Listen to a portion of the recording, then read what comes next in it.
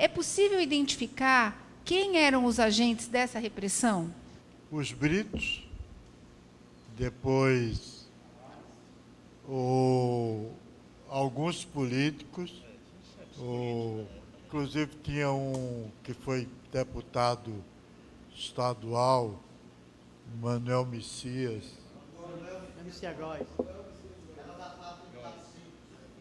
que depois se torna deputado federal. Ele teve uma participação... exatamente. Se dizia, né?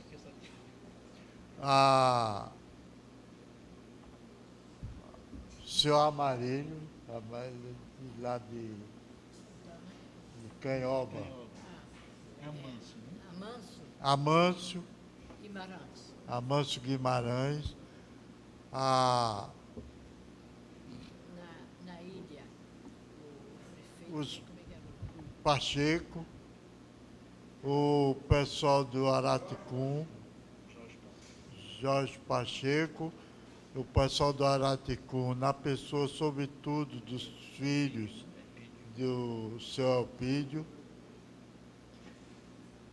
A polícia, eu já citei aqui, Tenente Costa, é ele que comanda a derrubada, e com esse espetáculo, bota o pessoal em cima, no meio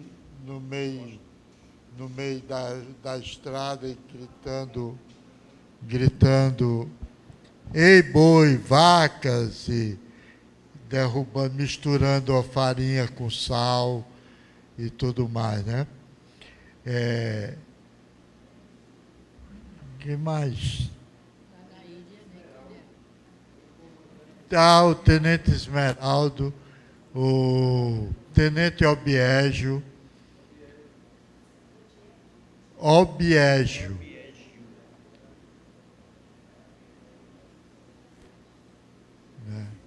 O Tenente Edmundo já... Esses dois que aparecem aqui no meu documento, Saia Justa e Tatuzinho. É Polícia Civil. E vocês sabem os nomes deles? De o nome quem? mesmo? Não, sabemos não. Tatuzinho era um policial civil. Certo. Saia Justa também. Hoje conselheiro, naquele tempo deputado, Ulisses Andrade, inclusive escrevia, chamávamos Miracapilos de Propiar. O prefeito de Ilha, né? Como era o nome dele? O prefeito de Ilha. Como era o nome do prefeito de Ilha, Renato? Era Brito também, né? Não, prefeito de Ilha das Flores. Não, o Ronaldo é agora, né? É o pai do Ronaldo. Por favor, pessoal, eu peço para que vocês falem nos microfones para a gente poder registrar e ouvir. Eu estava perguntando a Renato quem era o prefeito de Ilha das Flores na época, porque ele colaborou muito, né? Era Calixto, né? Mas eu não lembro mais o nome. Hoje é o filho dele que é prefeito, Ronaldo Calixto, né? Pai do Ronaldo Calixto. Então, ele apoiou aquelas pessoas que tinham um pouco de posse, e foram essas pessoas que fomentaram esta situação nossa lá na Ilha das Flores, né? Muitas vezes os políticos locais estavam assim misturados com as lutas contra as lutas, né? Agora, todos esses encontravam apoio na justiça. Isso é importante. Tinham o respaldo da justiça, sobretudo o juiz Francisco de Melo Novaes. Esse era o senhor absoluto de... Pronto, está tudo registrado aqui. Pois não?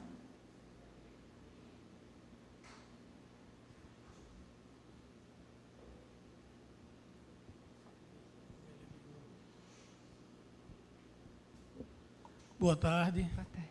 Eu sou Adeval Marques, sou graduado em História e trago uma pequena contribuição, um depoimento que nunca me saiu da cabeça, em memória do meu saudoso pai, Nildomar Fernandes, aqui de Propriá, meu amigo Gil, meu amigo Frenoque. Nós somos sertanejos, lá do Cajueiro, região de Poço Redondo. Chegamos aqui nas Canoas de Toldas, em 70, na época da construção da ponte. Meu pai, um simples trabalhador, braçal. Na verdade, na época, um ajudante de pedreiro, carpinteiro, Nildomar Fernandes. E naquela época eu tinha 3 anos de idade. Fui crescendo aos poucos, mas o militarismo já estava, a ditadura já estava em curso da deploração humana, do ser humano pelo próprio ser humano. Eu me lembro que eu estudava no Cesário Siqueira já com a idade de, me salvo engano, parece-me que eu tinha aí já quase 13 anos, 11, 13 anos, só fazendo as contas. Mas eu me lembro de uma certa feita que eu subi ali pela ladeira do hospital, relatei isso até para nosso amigo Dr. Luiz Eduardo Costa, quando ele me deu o livro Os Ícones de um Terremoto, que tem aqui o amigo. Eu subi ali com o papai, de manhãzinha, pela igreja, pela ladeira da esquina ali de Sebastião, Renato. E um camburão verde, 5:30 da manhã, pegou um jovem casal, o rapaz, me lembra até que ele tem um cabelo esvoaçado, Frenoque, do tipo de Marcelo Deda, os óculos de grau redondos, do mesmo jeito que Deda usava. Com a tiracola de lado, e a menina, companheira dele, que vinha de mãos dadas, 5:30 da manhã, com a tiracola de lado, bem típico dos estudantes da época, aquela tiracola de lado, para aquilo ali, mais ou menos aquilo ali.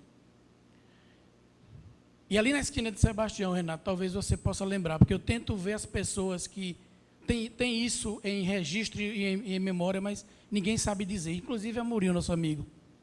E pegaram o Gil, eles dois, 5:30 da manhã, e começaram a esbofetear ali na esquina de Sebastião e botaram dentro do camburão, de maneira tão rude que eu me lembro que a perna da menina bateu assim na placa assim de entrada e ela gritou. E eles desceram e pronto. Aí eu fiquei olhando e papai apertou a minha mão e disse, vamos, saiu puxando e entramos ali, não chegamos nem a concluir a subida da ladeira, entramos uma rua antes. E em casa, talvez isso foi que me impulsionou a fazer história. Professor, talvez tenha sido isso, porque eu fui criado nesse ambiente imaginário e num ambiente de história, mas de vivências. As histórias que meus pais trouxeram do sertão, o ambiente imaginário, que se falava do fogo corredor, de outras coisas, mas quando eu cheguei em Propriá, eu vi essa realidade da ditadura militar, e isso foi que, atrelado aos depoimentos, a vivência que eu já tinha, dos contos de casa, ali no fundo, na cozinha, atrelado à vivência que eu tive aqui em Propriá, aí me impulsionou mais para fazer história. E eu perguntava ao meu pai, o que foi que aconteceu ali? E ele, sujeito muito simples, pacato cidadão, e ele dizia-me assim, meu filho, e ele era um sujeito rude, do ponto de vista da intelectualidade. Ele disse, meu filho, nós estamos vivendo um período muito difícil nesse país. Meu pai, Nildomar Fernandes, nós estamos vivendo um momento muito difícil nesse país. E eu espero que vocês, a geração de vocês, consigam mudar isso. Ele não disse assim, Renato Frenol, com essas palavras. Mas como ele passou, ele quis dizer em síntese a frase assim, que nós estávamos vivendo um momento muito difícil nesse país. Essa frase ele disse. Mas que esperava que nós mudássemos esse cenário, era a esperança dele.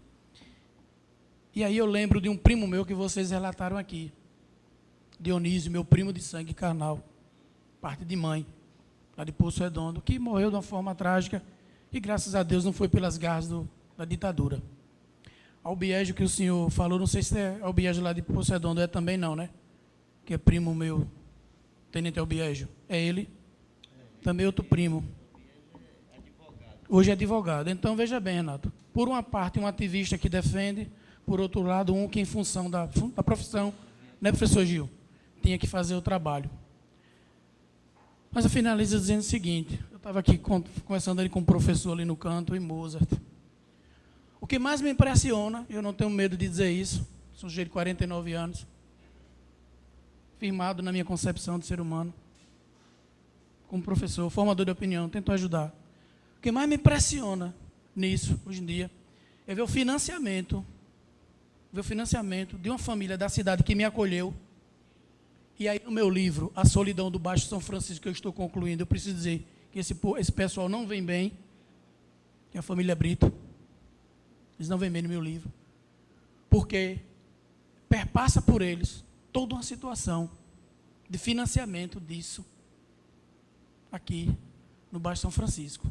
Meu povo, o povo do sertão, eu não tenho medo de dizer isso, meu povo do sertão sofreu esse tempo. Meu pai sofreu isso, como apenas uma testemunha ocular. E assim, o que me impressiona, o que eu estava dizendo a ele, é que, recentemente, a gente vê um general, que não teve nenhuma punição do exército atual, se manifestar e dizer que se o executivo, se o legislativo, se a política brasileira não tomar conta da situação, eles podem voltar. Vendo o depoimento de vocês aqui, a gente até se emociona, porque vocês viveram essa época, as torturas, as perseguições, e ver que diante de um sistema que, felizmente, está falido, nossa política, a gente vê os militares dizer que possibilidade de voltar ao poder. Nós não podemos aceitar mais isso. No Brasil, não. Ditadura no Brasil, jamais. Nós precisamos gritar contra. É isso que vocês estão fazendo. Eu finalizo dizendo que espero que disso tudo saia alguma coisa. Que desses depoimentos, que todo esse material aí sirva para alguma coisa. Sirva para as gerações futuras entender o que é a nossa história triste, financiada por uma elite que nunca quis sair do poder, mas que, felizmente, tivemos algumas falhas também ao chegar no poder. Mas que a história de vocês não foi em vão e que vocês devem sim ser lembrados com o título do livro, Os Ícones de um Terremoto. Boa tarde, muito obrigado, esse é o meu depoimento.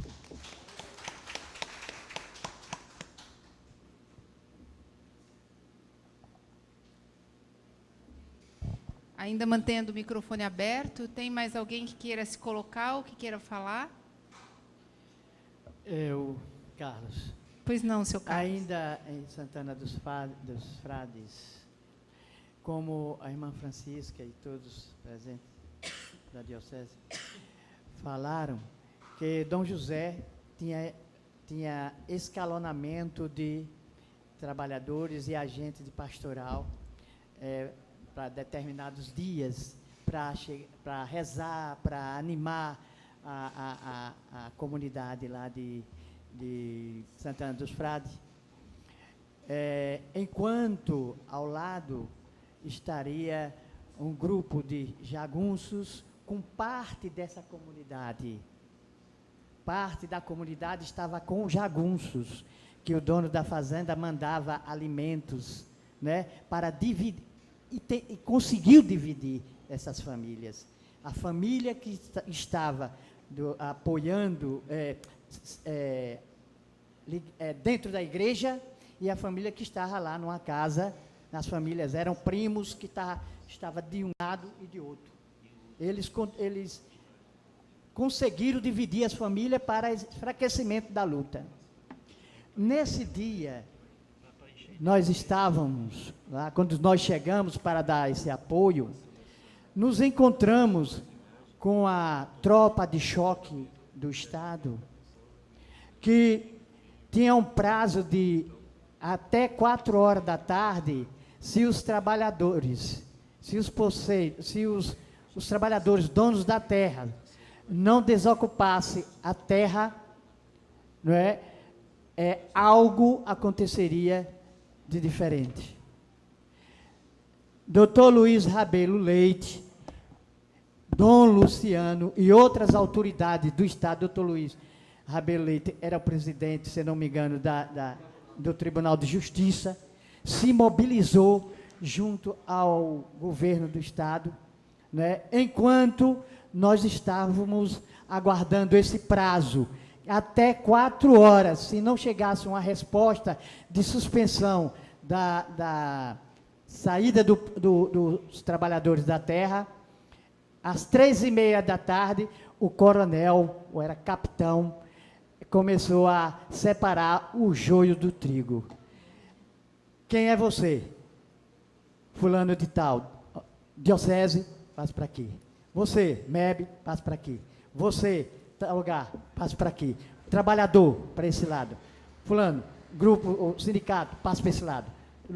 Pessoal que estava ligado à diocese, à igreja, os agentes de pastoral e animadores, então eram separados dos trabalhadores. Então, se às 4 horas não chegasse a mensagem do Estado suspendendo a desapropriação, algo poderia acontecer.